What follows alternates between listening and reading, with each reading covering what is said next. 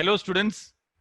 Extremely happy to be in conversation with Mr. M.S. Ganesh, who has been in the corporate world for 37 years and has been a teacher for a good part of that as well. I am privileged to have known him for more than 15 years. Mr. Ganesh is an IITian himself, had a JEE rank of two-digit rank, in fact, before getting into IIT Bombay, completed his IIT studies from IIT Bombay, then went on to do his MBA from IIM Calcutta, and then he has been working in the corporate ever since. He's currently the managing director of ALD Dynatech Furnaces, a German multinational company that is a global leader in thermal processing equipment. But most importantly, in our current context, he is a teacher. Ganesh sir continuously, consistently has been teaching students at the IIT Bombay for CAT examination, which is considered to be one of the most challenging examinations in that vertical. He has been interacting, teaching hundreds of students from IIT Bombay specifically, very clearly the best of the IITs in the country. And he has been training tens of thousands of students for various competitive examinations. And I'm sure that our students would love to hear from him, his perspective on education and his advice, etc. Ganesh sir, very happy to welcome you to this forum.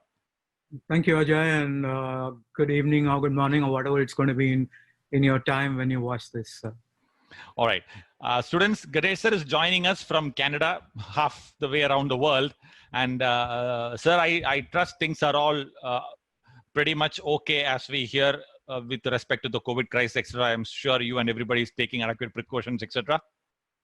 Thank you. Yeah, Ajay, we are, and it's much easier here in Canada than in India, I guess.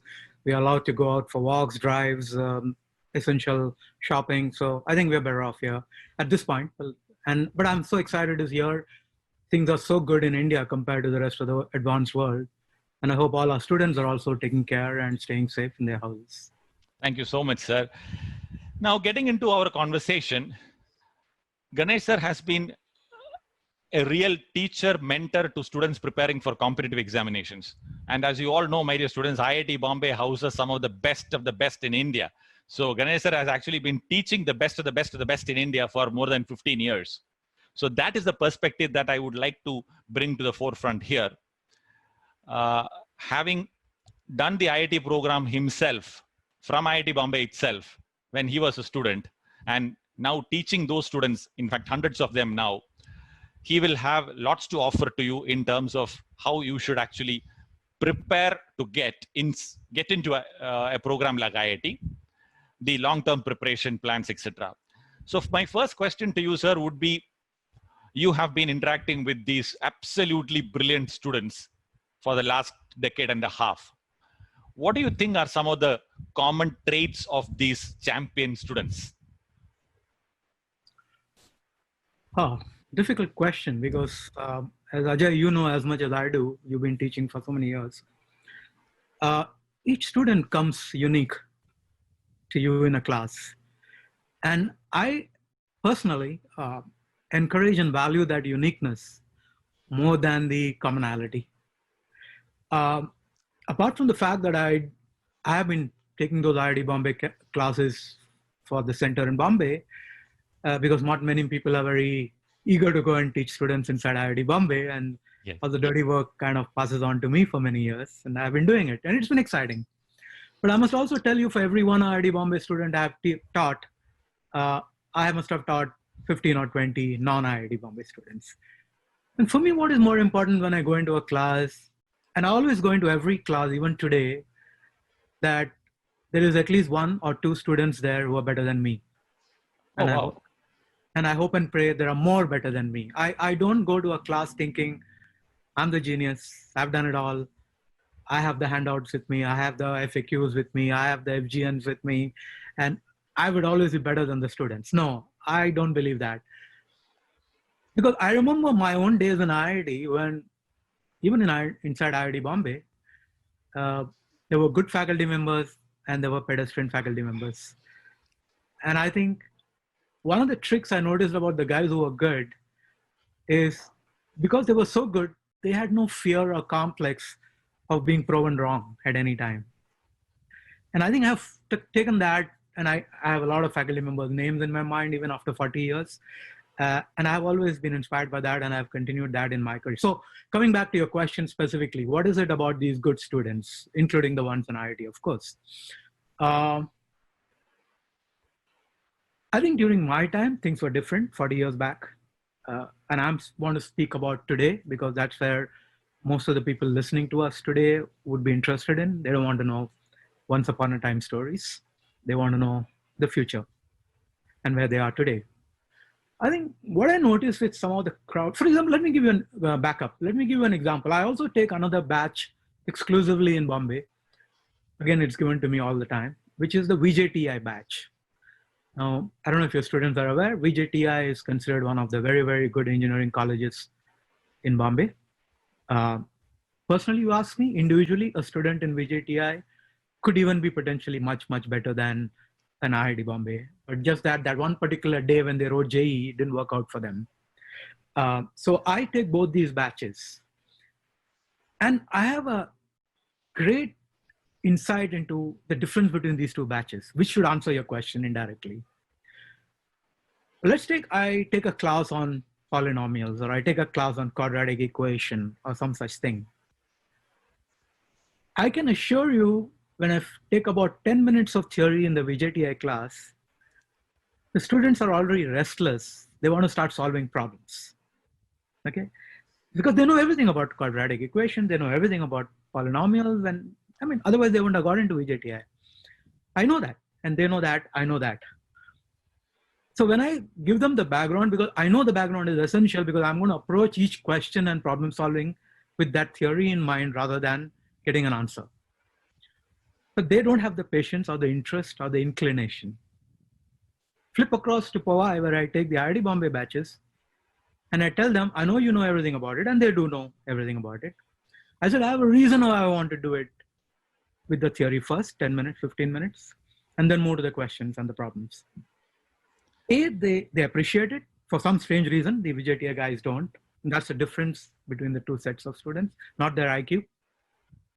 Second, when we finish the theory part, I always observe in the IIT batches at least 2 or 3 questions on the theory, while the VJTI batches just want to get on with the job, which is solve problems.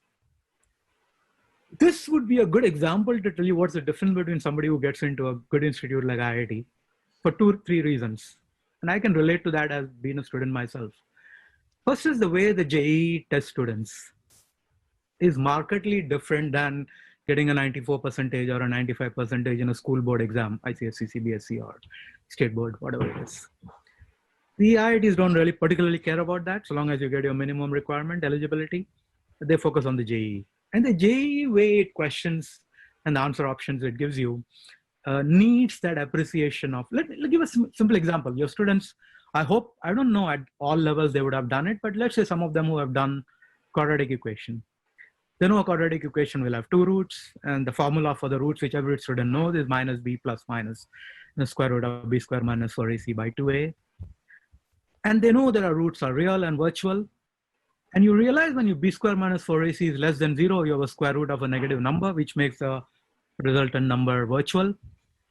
But somehow that idea that there is a plus minus square root of a negative number is not appreciated at school level because it's not so critical in the problem solving process. But in a theoretical class of 10 minutes, you can bring this up and say, so you notice that every time there is a virtual root to a quadratic equation or a polynomial, the virtual root will always come in a pair because there'll be a plus of a negative number and a minus of a square root of a negative number. And this idea that virtual roots always come in pairs is a very important idea that gets tested. Of course, in CAT, it's also get tested in JEE. And I think this is the way the teaching and the learning process inside an IIT differs also from, say, a VJTI that I have compared occasionally, not as a student when I was there, but later on in life when I became a professor or a teacher. And I think for most of your friends, young friends who are planning to look at IIT as a possible option in their jigsaw piece in their life, this is what you need to build on. And this is what these kids have in general. When I say they have it, all of them don't, but most of them do. And I think this is what will help you not only get into IIT, but succeed inside IIT. Because getting into IIT can happen. It's simple, but being there and hanging around for 4 years is difficult. Yes, please. Yeah. Okay, sir. You can continue. Okay. No, why this is important to understand is when students are preparing for JEE, and especially if they are in their pre-preparation stage, the 7th, 8th, 9th, it's very important to understand why they wanted to do this.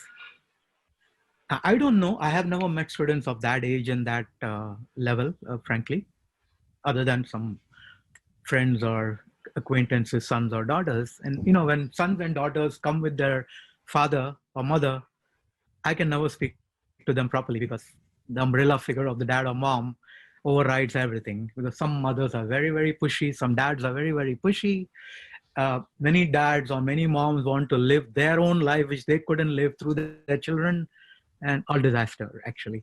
So I don't know these students, but if you are 7-year-old or 7th class or 8th class or grade, it's important for a teacher and for even the parents to understand where this dream or where this idea ever germinated from. And I use that word germinated because it must have been brewing under the soil, and some water or some sunlight or some fertilizer or pesticide seems to have brought it up. If it is just the parents trying to make their life livable through their kids, I think that's something we need to go back on and relook at it. But if there is some genuine reason why this kid has decided he or she wants to be an engineer first and be an IITian second, I think that's the first stage I will look at and see what is it that is. And my first baby steps will start from that point. Good, sir. Now, let me get down to a little more specific in-class kind of a scenario that I encounter. Just to refresh, I teach students from 7th standard onwards till 12th standard, till the time they get into IIT, and I teach subjects math and physics. I'm sure that you appreciate that while physics is not a subject post IIT for the CAT exams, would you like to comment on how relevant a good grounding on math and physics is important for your career ahead? I mean, frankly, you're asking the wrong person because I loved physics. So I'm biased. And even today, when I'm absolutely bored due to some lockdown or coronavirus stuff, the book I might occasionally pick up when I am really willing to tear my hair is a Resnick Halliday. Still? Yes, even now, when I'm 60 plus. So it's a book which is a Bible. I have 3 Bibles with me. One is Resnick Halliday, which is for physics. There were 2 volumes, volume 1 and 2. Then I have a book called Crazy, which was all the maths books, MA 101, 102, 103, 104, 105. All of them was Crazy. Crazy is my Bible. And the third is Perry, because I'm a chemical engineer. So Perry is the Bible of chemical engineers. These 3 books still adorn my house bookshelf. And when I'm stiff bored, which is not very often till a corona hits us, that I'm so busy doing hundreds of things, I still pick up a Resnick Halliday. So yes, I'm a physics buff. That's really good. But don't ask me questions. I mean, I forgot most of it today. That's all right, I think sir. coming back to your specificity of your question, I couldn't avoid answering it that way. The specificity of your question. See, let me flip this question a little differently. If you know periodic table, it's a chemistry part, but I think all of kids understand. Yes. Have you seen the periodic table grow even by 1 element in the last 10, 15 years? Probably not. Okay. Have you seen Newton's 3 laws of motion become a 4th law anymore? You don't. So what I'm trying to say here is the fundamentals of physics, the fundamentals of chemistry, and even the fundamentals of maths don't change at all. It's going to change very incrementally, if at all it does in the future. Because those kinds of people, that need for those kind of things finished off with the 19th century and maybe 20th century. We moved away from that because the world has now moved away and most of it is now on applications. But trust me, there's no application you can do if your fundamentals on physics, chemistry, and maths are not in place. You realize that's the only reason why if an IIT JEE does a JEE, it does not test biology, it does not test English. It used to in my time. In our time, JEE was 4 subjects, including English. and you had to get the passing marks or eligibility in English 2 for the JEE rank. Then they kept English on for a while and they said not counted for the JEE rank. And then when we became a lot more socialistic, we kind of threw away English and we said, hey, we can even do the JEE in Hindi now, I believe. So, but they still kept physics, chemistry, maths. And there's only one good reason for it, because you can't become anything in life, a doctor or an engineer or a scientist or a researcher or even a programmer for that matter, if your physics, chemistry, and maths are not in place. So I think it's the most important thing, the fundamentals, and they don't change very much. So if you've learned it once and you absorb them in the true spirit, I don't think you will ever have to relearn them, and you can have an interest even 40 years later, like someone like I have. Great, sir. Now, coming back to some specific formats where we have worked together, you have had the opportunity to observe at close quarters the national circuit of the science quizzes that I have been conducting. Mm-hmm. And for the information, I use similar format quizzes with my students also, and they seem to really enjoy it. I conduct subject quizzes. I conduct every week. There are quizzes in class, science quizzes, application quizzes, etc. And students have generally started a liking for this quizzing activity or playing around with knowledge and application of knowledge. Sometimes some students have this fear that, I don't know this, so how will I look if I say this stupid answer? As a teacher, how have you handled this? Oh, this is very normal, and all of us as students went through the same process. I think this is where going to the right place matters, or being with the right mentor matters, because I don't know how many of you know this, but maybe some of your senior students know this, and maybe your faculty members will also know this. All of you know a company called Google, right? Everybody searches everything on Google. And Google is part of a larger group called Alphabet today, which is one of the top 4 companies in the world in terms of valuation. Now, Alphabet has about 10 years back, a decade back, started a company called X. And what X does is 3 things. It looks at the problems of the world, and it says, what is it that I can use technology for to solve the problems of the world? And then let it go. That's all. That's all the mandate is. What are the problems of the world, and use technology. Now, when you meet the CEO, or I met him personally, and when you meet or talk to the CEO, because it's a very radical organization where there is no structure, there is no corporate objective, there is nothing. Problems of the world is like a philosophical thing. It's not a scientific thing. But one of the things that I heard from that organization and from the CEO, and I think for our younger students also, the biggest challenge they face, will you surprised, Ajay, with the question you asked me, is if there are 100 attempts being made somewhere, how do you find out which 99 of them are actually wrong, rather than trying to find the one that is right? In a conventional sense, in a regular corporate environment or in an academic environment, if you go to a school or a college or a university, we're always trying to find the right answer and not the wrong answers. Now, one of the good things about giving a wrong answer or finding a wrong answer, and I encourage that in my classes when I take for IIT and other places or VJTI, is I'm extremely excited when a student gives me a wrong answer, because I'm very confident no particular student chooses an answer as wrong because he wants it to be wrong. He chooses an answer thinking it is correct, but it turns out to be wrong. No student says, this is the wrong answer, let me take this. He's looking at it and says, this must be the right answer, let me take this. And it turns out to be wrong 3 out of 4 times, or 4 out of 5 times, as the case may be. I think the amount of learning that you can do when you do this, when figuring out why you got it wrong, because you didn't tick it wrong. You thought it was right, and then you ticked it wrong, which means the problem is not in the ticking, the problem is in the thought process. And if the thought process is wrong, it's better you know it today than you learn it later in life when you're a grown-up man or you're running companies and you have hundreds or thousands of crores of business that is at stake. For example, in my engineering company where I work, if I go to the IITs and recruit engineers, that's been what we have been doing over the years. So when an engineer comes to me and tells me, sir, I have this problem, can you solve it for me? it's very tempting for me to save my time and say, yeah, this is the answer, do it this way and job done. It's very tempting, believe me, because I don't want to waste my time teaching somebody to an engineer. He should have learned it in college. I didn't recruit him to train him. I recruited him to get a job done. But I don't do that. So I tell him, before you come to me and tell me there is a problem that you want me to solve, I want you to come up with 3 solutions. Maybe all 3 are wrong, but I know you've given it 3 different divergent thoughts. And I will understand where your thought processes are wrong. And many of the time, those thought processes are wrong because your fundamentals of physics, chemistry, and maths are wrong.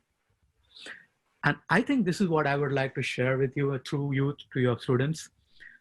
Believe me, if you can remember your fundamentals of physics, chemistry, and maths, which you can learn in high school and then in first year of engineering college, IIT or wherever you go, all engineering finally, whether it's computer or electrical or mechanical or civil or whatever you're doing, is all application of physics, chemistry, and maths in different ways. If your physics, chemistry, maths foundations are not correct, I mean, you can get a degree like many people get even from the IITs. But when you come to work in a company from Monday to Friday, 8:30 to 5:30, you're going to figure out within a very short time that it didn't work. And I'll tell you what I do to every engineer I recruit and I sack. And I have sacked many engineers every year. Every time I sack an engineer, the only thing I tell them is, I'm sorry, I made a mistake. Okay. I made a wrong recruitment. All right. All right. It has been great, sir. One last tip, if you could just share with the students. You see, the primary audience that you are addressing now, it is a really charged up and motivated group of students. A small group, but then they're extremely charged up and motivated. They bring their A game to class every day. And that is what motivates me also to, let us say, walk into the class at 5:30 in the morning and then take on classes till 9:30 p.m. in the night, etc. Most of them really enjoy doing that. How do you keep that enjoyment in the learning always burning in your heart? Ajay, it's a very interesting question because this is kind of the thing that I told you. The genesis for this answer, for this question, lies in what is it that brings them to the class at 5:30 at their 7th standard or 8th standard or 9th standard or wherever they are. I think if all of us as mentors and teachers can figure this out, I don't know whether I have time to give you a little example, anecdote of Please, something. Sir, we have all the time, sir. Please go ahead. Yeah, inside IIT Bombay about 4 or 5 years back. The head of department of the metallurgical engineering in IIT Bombay happened to be a hostel mate of mine from my time. He was an IIT Bombay alumnus. He was 1 year junior to me or 2 years junior to me. So when he found out what I'm doing in life later, he once invited me and said, can you come to the metallurgy department of IIT Bombay once, sir, and address my students and motivate them, the kind of stuff that you are talking. I gave it a thought. Metallurgy engineering students inside IIT Bombay, how do I keep them motivated to study metallurgy engineering? But anyway, I couldn't say no to this friend of mine. I landed up there and there were these 60 odd students or 70 odd students sitting in the room. They were all third year students out of the 4-year program, BTech program. I said, okay, I've been asked to do a very impossible thing, which is to make you study metallurgy. And you're already in 3rd year. I said, I have one question for you. Is there anybody in this class who got a JEE rank, which you could have chosen computer or electrical or mechanical or chemical or any such thing, but you opted and chose for metallurgy? And it was a rhetoric question, as you rightly said. Nobody put their hand up. So I said, the only reason you chose metallurgy is because the options were aeronautical or civil. And you chose the lesser of the evil. Okay. Now, of course, my friend was the head of department of metallurgy was a little worried. He was wondering, what am I trying to do on the stage? And what he had asked me to do was exactly the opposite, to motivate them. However, I told them, how many of you want to remain as metallurgical engineers after you finish your BTech? And again, a rhetoric question. I knew by then not even 10% will put their hand up, if at all. And the number was much less than that. However, I flipped it around and said, how many of you would like to do an MBA inside a place like an IIM? And almost 90% of the remaining people put their hand up. And I told them, when you go for an IIM interview, what do you think will be the first set of questions that will be asked of you after they ask you about your family and stuff like that? And I think they were smart enough to realize that the question will be on metallurgy, because that's the only thing they've done in their life. Yes. So I said, in the interest of going into an IIM, can you all promise me and your head of department that you will study metallurgy for the next 2 years? So in a very involuted way, I managed to achieve what my friend wanted to be done, but unfortunately in a wrong way, because I could not change the motive of these students when they're already 20, 21. However, coming back to your students who are in their 7th, 8th or 9th, I think And that's up to 12th standard. Up to 12, yeah, those are different stories. I think, my friends, the best way to motivate you is to start with what motivated you so far. What has been motivating you so far? What makes you feel proud that you come first in your school, or second in your school, or third in your school, even today? And I think you should look inward, each one of you, how difficult it is at a younger age. Even most of us cannot do it at an older age. That should be the continuing factor, whatever is motivating you. If you feel it's an egoistic thing that your friends are very proud about you, your parents are very proud about you, let it continue. It's a good thing. Okay? Don't let that thing come down as you grow older. Okay? Second, I also hope along with this process of coming first, second in class, you also learn things in such a way that it stays with you. Because I'll tell you why. I did my engineering somewhere in the early 70s. Okay? So you can imagine it's more than 40 years. Most students forget what they learned last year, right? Imagine how much difficult it must be for you to ask me a question in maths or physics or chemistry, and I would remember anything after 40 years. It's impossible. But you can try, and I wouldn't disappoint you. I might still answer you reasonably well, because the way I learned it was such a way that I could never forget it. Remember one thing, your school will get over in 3 or 4 or 5 years now. Your IIT will get over even if you manage to get in 4 more years. But your career is going to last 40, 45 years. And where all this will come out to play, both in terms of career achievement, designations, remuneration, the way you live, the cars you will drive, the houses you will live on, the schools your kids will go to, everything will depend on how successful you are in your career.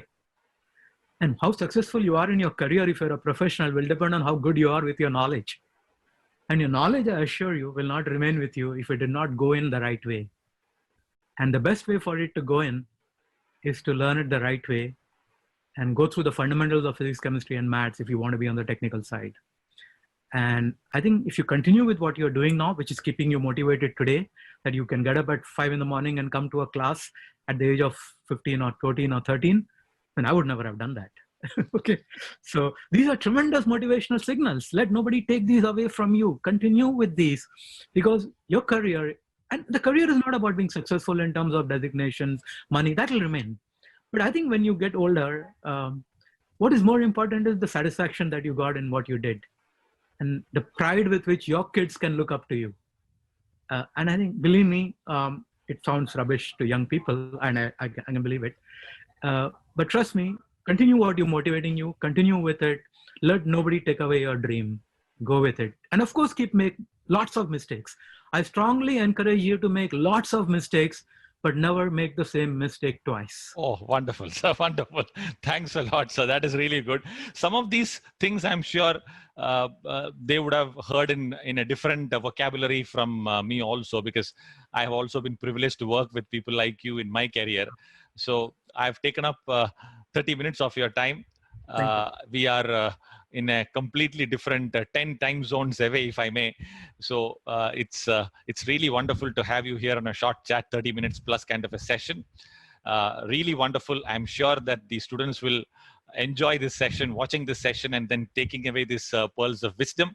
And I really wish you and your family and everybody around in the community a good, fast get back to normal life in Canada also. Thank you very much, Ganesh, sir. It's been a privilege, Ajay, to talk to you and through you to all the young kids, because I cannot do it physically, distance and current situations. But whenever I do come to Kochi at some point, it'll be a pleasure to shake hands with each one of them. And I'm sure each one of those shaking hands will be a pleasure, will be mine, not theirs. And wish you all the best and stay safe. Thank you so much, sir. Thank you so much, and bye-bye.